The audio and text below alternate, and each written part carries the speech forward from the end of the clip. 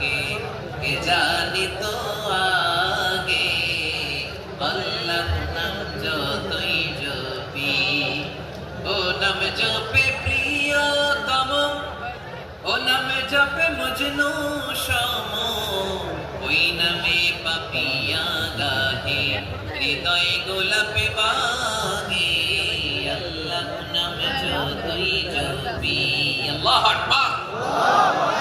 এত মধুর নাম আর দ্বিতীয়টা নাই, যতই জপি ততই ভালো লাগে, ঠিক কিনা বলেন? এজন্য রব্বুল আলামিন বলেন ওয়ালিল্লাহিল আসমাউল হুসনা ফাদউহু বিহা ওয়া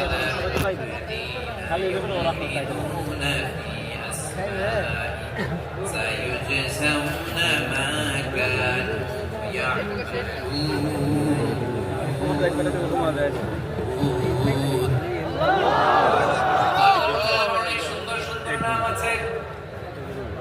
অনেকগুলো গুণবাচক সুন্দরতম নাম আছে, তোমরা এই নামগুলো ধরে আমি আল্লাহরে ডাকো, আর যারা আমি আল্লাহর নামের বিকৃতি ঘটায় তাদেরকে তোমরা বর্জন করো, আর তারা দুনিয়াতে যা করেছে আখিরাতের ফল তারা ঠিকই পাবে।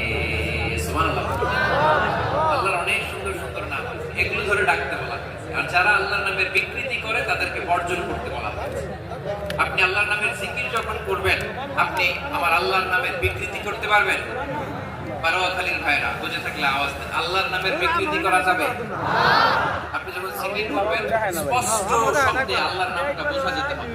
সুবহানাল্লাহ, আলহামদুলিল্লাহ, লা ইলাহা ইল্লাল্লাহ, আল্লাহু আকবার। একসাথে মিলিয়ে করেন অথবা আলাদা আলাদা করেন, অথবা শুধু আল্লাহ আল্লাহ এই নামের জিকিরও যদি করেন স্পষ্ট বোঝা যাইতে হবে। আল্লাহর নামের বিকৃতি করা যাবে? বড়ত্ব এবং গর্বের অধিকারী। এরপর আল্লাহ বললেন সুবহানাল্লাহি আম্মা ইউশরিকুন, তোমরা আল্লাহর সাথে যে সমস্ত জিনিসের শরীক করো আল্লাহ তাআলা এই পবিত্র।